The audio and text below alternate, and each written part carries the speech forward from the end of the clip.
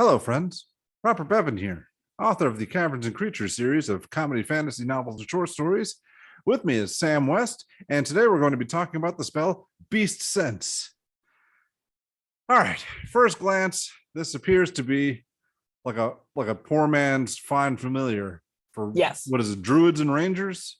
correct. But Neither it's not, class notably gets fine familiar, so yeah, but yeah, it's ironic that I call it a poor man's because it's higher level. It's a second level spell rather than a first. But correct. What's that? That's correct. All right, yes. But perhaps there's more to it than meets the eye. Go ahead. What do you got to say about it? So first big redeeming quality of this, if you're a druid, this is a ritual spell. So this, if you want to do the druid thing and you want to see through a bunch of animals' eyes, if you want to have pigeon scouts, if you want to have that owl watch over you while you're, doing your dungeon, while you're preparing for your invasion, you can, be sent on a bat that became your buddy and send it off into the darkness instead of you flying off into the darkness. Like there's lots of uses where you're like, oh, okay, for 10 minutes, this is just a nifty little impromptu. I need something to scout. I need something to do, something that I can manipulate. It has to be an animal that you have some semblance of control over for it to be really good. But it can be the kind of thing where it's like, great, I can take this animal, use it for some useful feature. It doesn't cost me anything because it's a ritual spell. All of those things really line up to be quite nice about it. As a ranger, I feel like I say as a ranger and it's just given that it's going to be bad. As a ranger, it costing you a spell slot kind of sucks. It helps that rangers get animal companions though. So like if you're playing the Beastmaster Ranger, you have finite control over your companion, right? And you have the ability to send it off and look through its eyes and do much more. It becomes a lot closer to find familiar than it is in its current state. So there is, I think, a small use case for it on that specific subclass where you have your animal companion and you're doing animal companion rangery things. You have like a hawk companion, for example. It's great. It's basically, again, a second level find familiar for your ranger, which isn't great, but it's definitely powerful enough that it's worth it on your sheet. Well, it's also not, it's hard to call, it's not find familiar because there's a lot more that you can do with find familiar. True. You can communicate, which is a really big deal. Yeah, that's it felt like you were about to continue, but yeah, go if you were. I'll come back to this later if you want, but go ahead. Well, at this thing's best, right? And I think this is most often the use case of find familiar. It is a decent scouting tool that gives you good information about an area where you don't have to endanger yourself. And I think for the case of both druids and rangers, if you're the ranger with the animal companion, that's where it is very usable. If you're anywhere else, it's pretty unusable for ranger because it costs you a second level spell slot, which you get a 5th level, which is giving you a worse version of a spell that is a 1st level spell for wizards.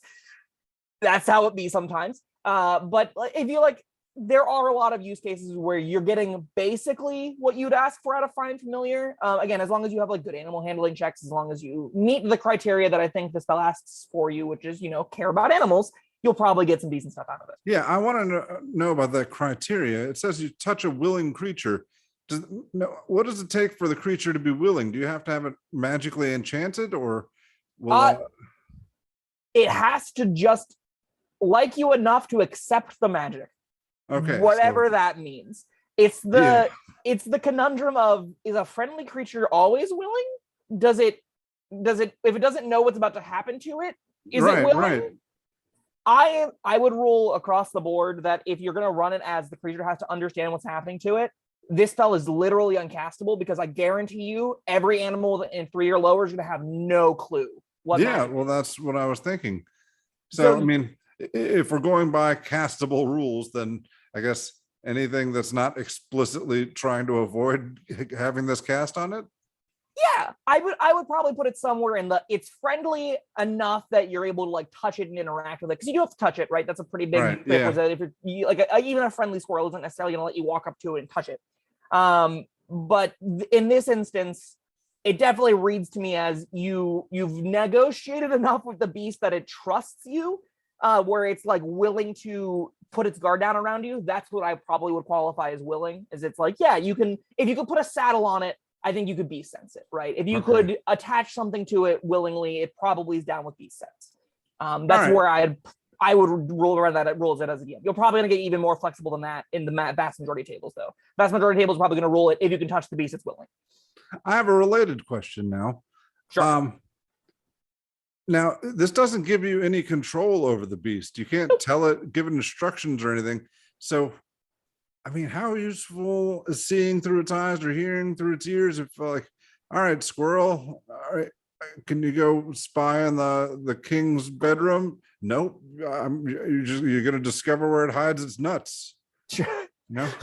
Maybe you care about where it's hiding its nuts, Bob. You never know. That could be a very lucrative stash of nuts. I think that's the prerequisite I'm mainly talking about here, which is you need to have some semblance of being able to control the animal. So things like charm animal, I think it's literally called charm animal. It's a animal friendship. Yeah, all right, I know that one. Okay. This is a spell that basically automatically works, and it pairs particularly well with Beast Sense, which basically lets Beast Sense function a lot closer to Find Familiar for the cost of a first level spell slot, so immediately a lot worse. But that can basically, if you have no animal handling checks wanted whatsoever, if you just want to charm a thing and get it to somewhat do what you want it to do, that is a way you can facilitate it a little bit, is animal friendship plus Beast Sense. Otherwise, more realistically, what we're talking about is you're playing the druid, you're playing the ranger that is the scout kind of fantasy, where you have the I am good at handling animals and getting them to obey commands, and I can, in a pinch, get an animal to go where I want it to go. Because all you really need from this is for it to go where you want it to go in most cases. If you're like, again, scouting out a dungeon, trying to look through into a person's window, something to that effect, this will be a relatively easy command to give it, because you just need to get the animal to get to a location. And if it's winged, if it's already relatively intelligent, the smarter animals are going to be easier to do this, obviously. You will probably have an all right enough time. Even if it's you need like a deer to go check on the orc encampment that's nearby and just get us quick scouting mission, being able to send out a deer for a full hour and get a general glimpse of varying parts of the area, so long as you can like have given that deer the command prior, or even if you can keep up with the deer and like, you know, be near-ish to be like, hey, go back there. You get a full hour to sort of run the event. Definitely worse than Find Familiar. You can just be like, no, it always does exactly what I want. But this can, with a lot of hoops jumping through, be an adventuring tool to give you that information using the world around you, which I think is nifty. I think it's Or, you know what? I had another idea. This might be a way to make animal messenger useful. That, I guess, conceivably, you can take 2 ritual spells and you ritual the first one to animal messenger this, and then you have to cast Beast Sense before it runs off, and you can look through its eyes on its journey over there. And then for the price of 2 spell slots, you can send a single message. Yeah. 24 hours of you. The message, you don't even care about the message. Sure. If you're just using it to, scout the town. You also have to have been there. But yeah, sure. These 2 things can combine together. I think it's a nifty little element of the spell, is it pairs well when you have other things that care about it, and then it does so in kind of an unusual way, in that there aren't really a lot of spells that ask you to be friendly with animals. It doesn't ask you to like want to have already charmed things.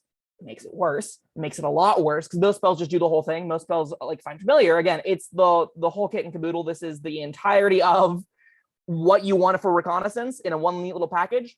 Beast Sense is not. Beast Sense asks you be part of a greater animal friendship build, which is monumentally worse. It's worse in every conceivable facet, but I think it's way cooler. I think it's a lot more interesting to ask a bunch of questions about, well, what do I really need to get the most out of this spell? How do I juice it so it is as close to a busted first level spell as I can? Oh, when you say it's so much worse, are you saying on its own, or like if you've got that build going, are you still saying this is bad, or what? Oh yeah, 100%. Oh, all right. This is still absolutely, like, again, we're talking about a spell that lets you telepathically communicate with creatures that can, like, if you're a warlock, can be invisible. Find Familiar is the kind of spell where you can have burrow speeds, you can have climbing speed, you can have tiny creatures. There are so many upsides that you have finite control over. You can change the familiar's form. I think something people often overlook is they want their familiar to be a specific look. You can change it with a little bit of gold and a long rest. So we'll talk about that when we talk about Find Familiar. I don't like that, but yeah.